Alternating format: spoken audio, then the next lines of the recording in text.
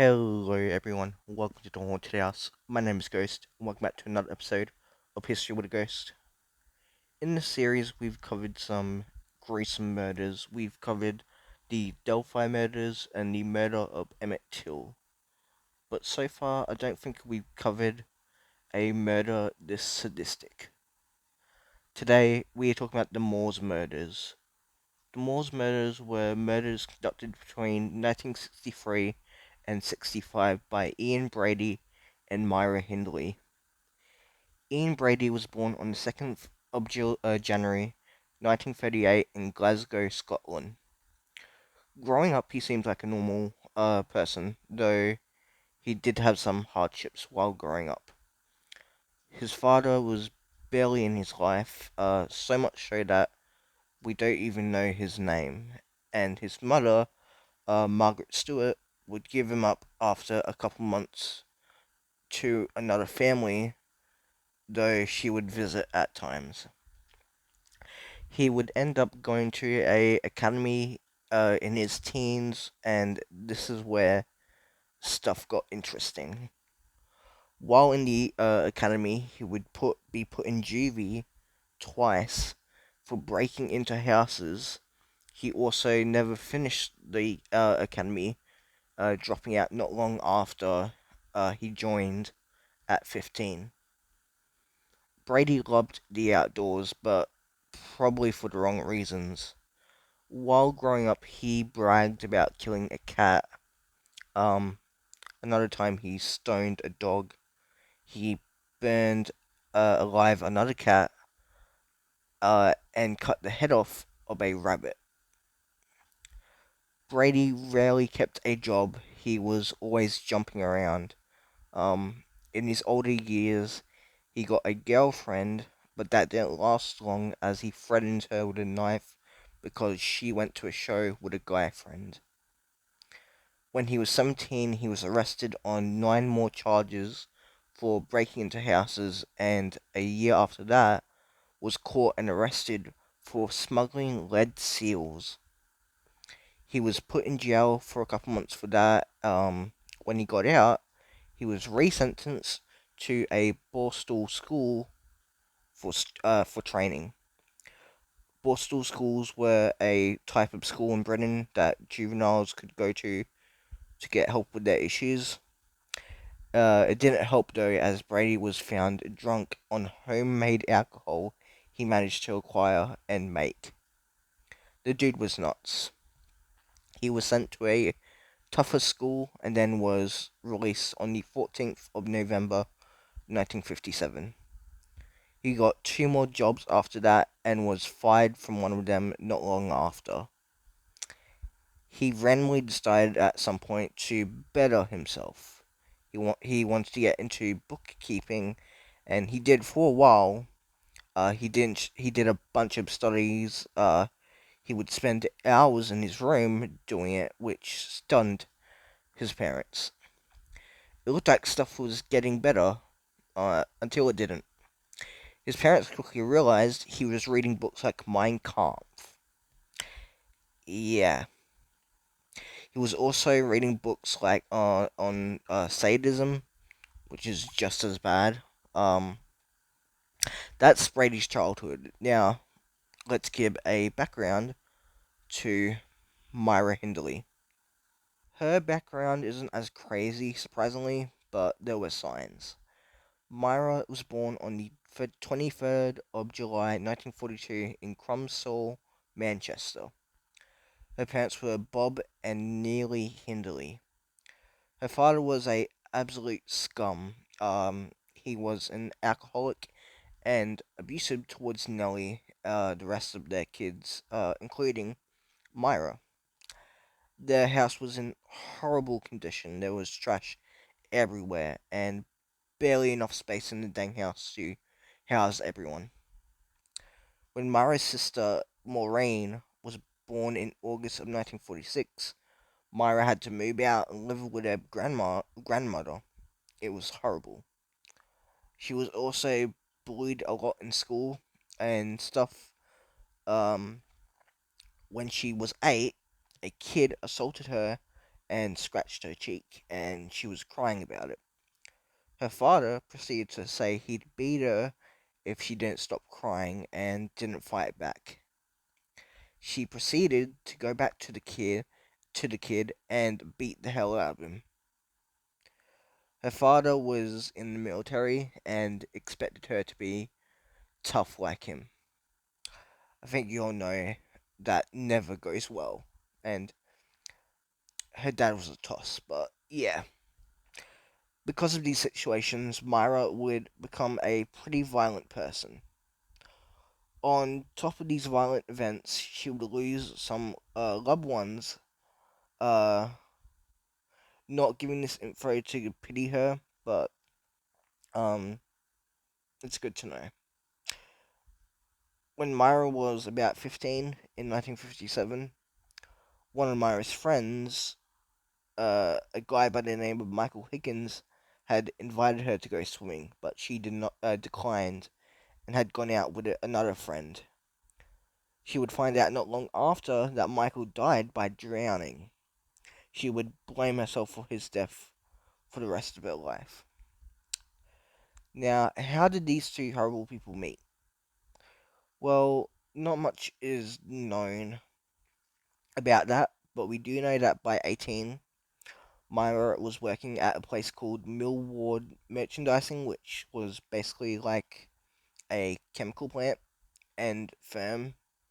She worked as a secretary there. Um, Ian also worked at the plant as a stock clerk. They eventually would run into each other, and immediately Dirty Brady had Myra under his finger. Myra became obsessed with him, and eventually they went out on a date. Brady would slowly spread his poison to her as the dates went on. They would go to the cinema and do other stuff on these dates before ending it with some German wine at Myra's house, usually. Am I surprised it's German wine specifically? No. While they were dating, Brady would also give Myra Nazi books to read, like again Mein Kampf.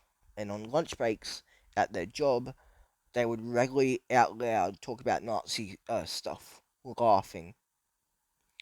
By this point, Myra developed the Aryan theory, which is basically, in simple terms, white people apparently are the superior race and had better qualities, which I think we all know isn't true. Brady brainwashed this sick woman. He was a master manipulator. Another example of how much he brainwashed her was when he drugged her.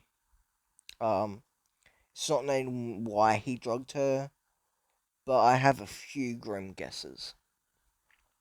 When she was drugged, she still stayed with him, saying in a letter to a friend that he loved him.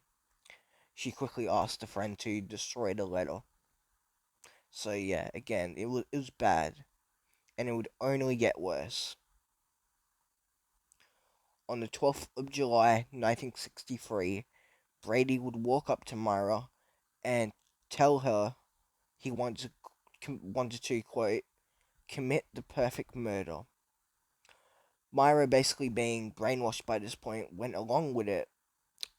After they finished work at the plant, Brady instructed Myra to drive a van he rented around the general area while he followed on his motorcycle and look for a victim. When Brady found someone, he'd flash his headlights to let Myra know.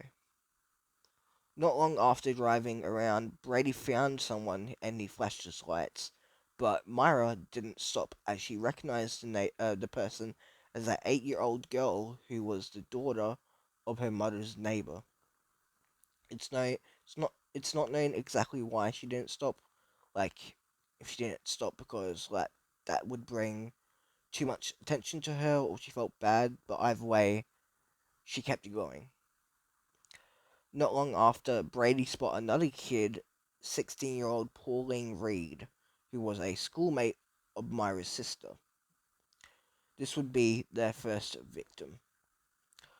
Pauline was on her way to a dance show at around 7:30 p.m. Myra parked next to Pauline and asked if she needed a ride and asked if she could help find a quote expensive glove. The dumbest thing I've ever heard.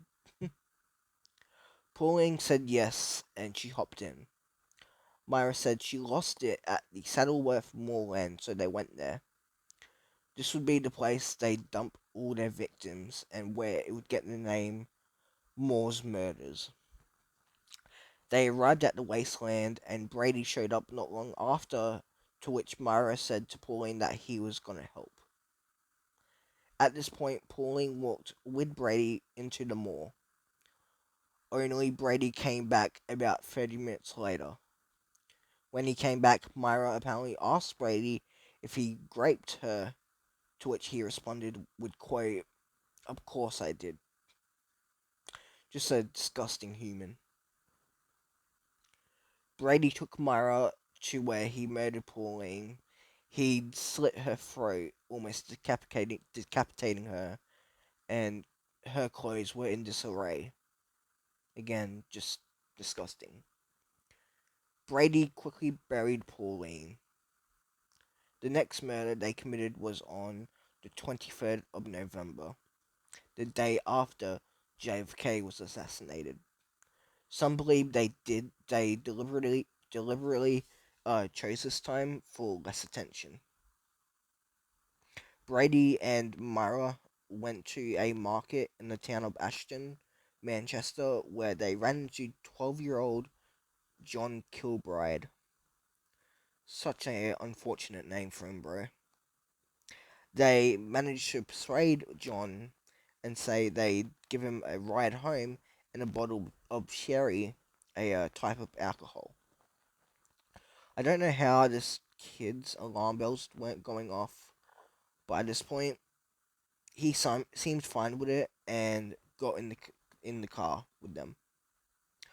While driving, Brady said they had to make a detour for the wine.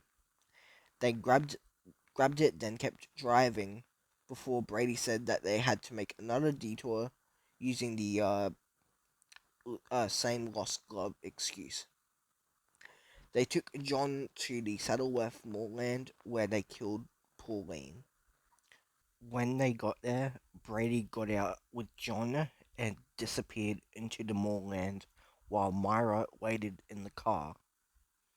Brady would rape John and stab him in the throat, but he was still alive, so he took his shoelace and strangled him with it.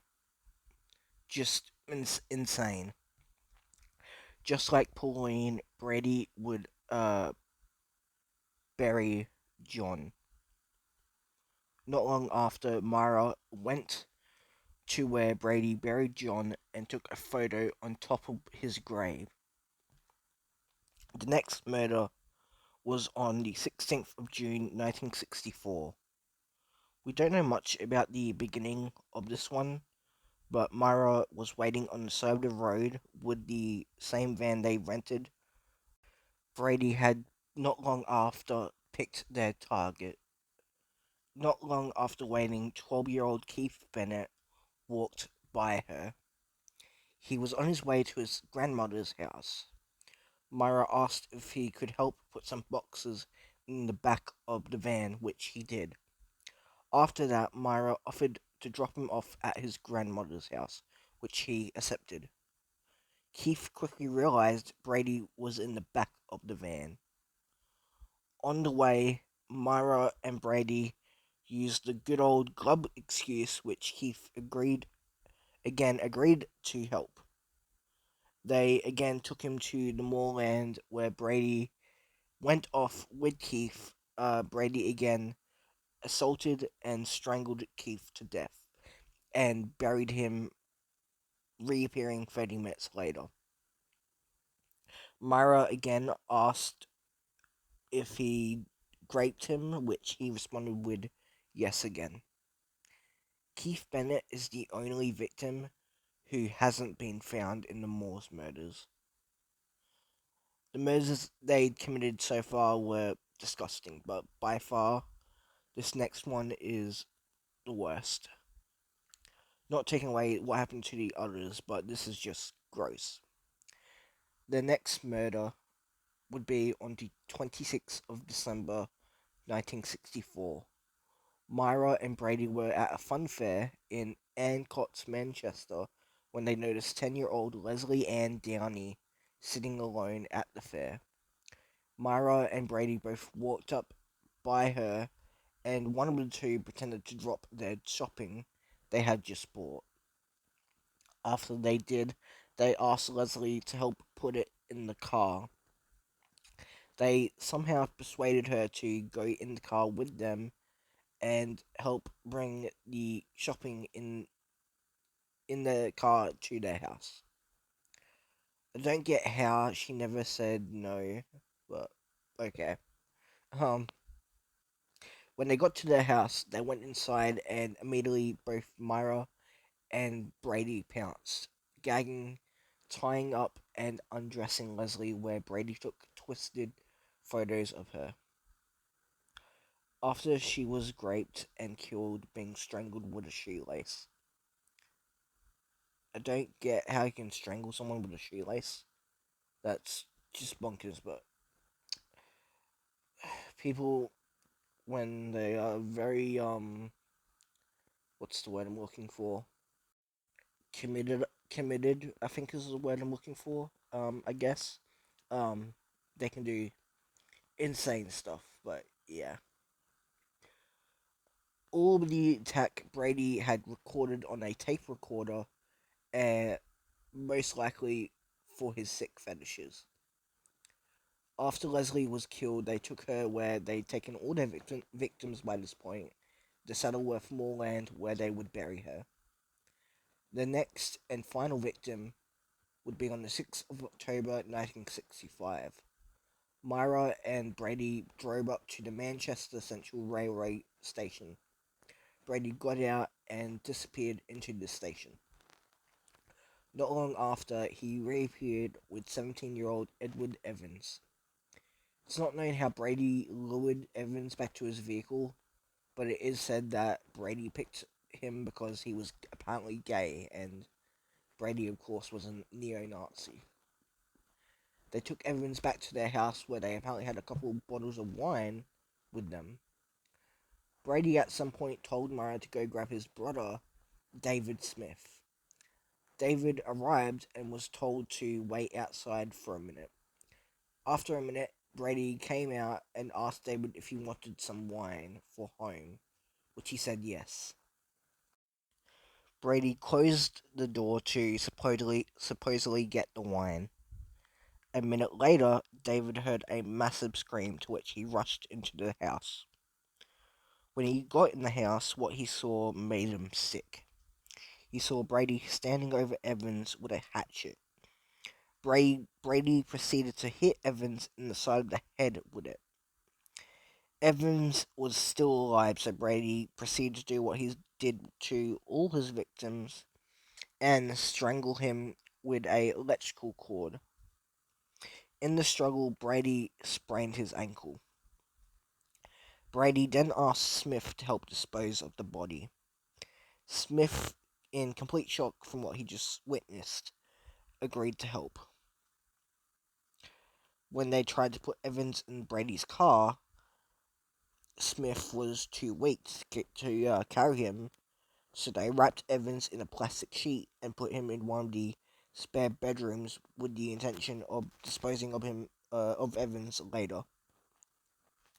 Smith went home to have a cup of tea, which he quickly threw up, and proceeded to tell his wife what happened. He quickly ran to a nearby telephone box where he called the cops and told them what happened. A cop picked him up and took him to the local police station where he again told them the recent events. Police immediately planned a sting operation.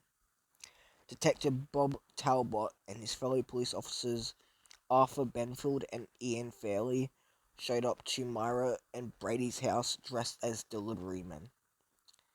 Myra was in the backyard of the house when Detective Talbot walked to the gate and asked if her husband was home, which she denied having one. Talbot quickly revealed he was a cop and demanded to speak to them. By this point, Myra seemed to have panicked and was like, "Okay, I'll take you." And she leads him and the other two officers to Brady, where Brady was sitting on the couch at the time. The officers told Brady that they were investigating a possible murder and searched their house. Once they got to the second floor, they went to the spare bedroom, which was locked, so they asked for a key. Myra denied she had the key at the time, to which Officer Ian Fairley responded with, quote, "We can just kick the door in," end quote. Such a badass. Brady, I think by this point, knew there was no getting out, so he told Myra to just give them the key. When they opened the door, Evans, of course, was in the room, wrapped in sheets. Brady was immediately arrested when they found him, but Myra wasn't at first. Smith only witnessed Brady kill Evans. Myra didn't help with that one.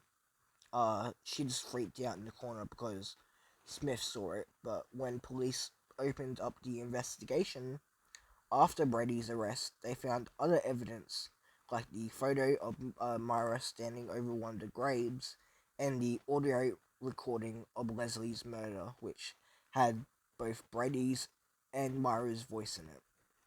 They arrested Myra as well not long after finding that. They also found the photos of Leslie, which gave some clues to where she was buried. A neighbor who used to be friends with Brady also tipped police off on their favorite places in the moorland. On the 16th of October, Leslie was discovered in the moorland with her arm protruding from the ground. They originally thought it was John's, but Leslie's mother quickly identified her. 5 days later, they found John, who was so badly decomposed he had to be identified by clothing. By this time, Myra and Brady faced court for the first time and were charged. Brady got 3 first-degree murder charges and was sentenced to life in prison, while Myra only got 2 first-degree murder charges and was sentenced to life in prison. And she got a charge for accessory to murder. They tried to keep the search going for the other victims, but had to call it off by November because of a storm. At least 20 years later, in an interview with a news agency, Brady admitted to killing Keith and Pauline. Immediately, the investigation was opened back up, and another search began. Police interviewed Myra a lot in this new investigation, and she maintained her innocence for a while. In the background of all this, Myra had been receiving letters from Keith's mum, who begged Myra to tell her where her son was. I've maintained this entire video that I don't think Myra was inherently bad, like Brady. That she was manipulated by Brady, and the decision Myra would make after these letters, I think, proves it even more. Myra, I think, felt for the first time a hint of guilt and agreed to help look for Keith and Pauline. After 100 days searching with Myra's help, on the 1st of July, they found Pauline Reed, not far from where they found Leslie. Not long after, Brady found out that Myra had been helping the police So he himself actually confessed to the murders and also agreed to help look for them.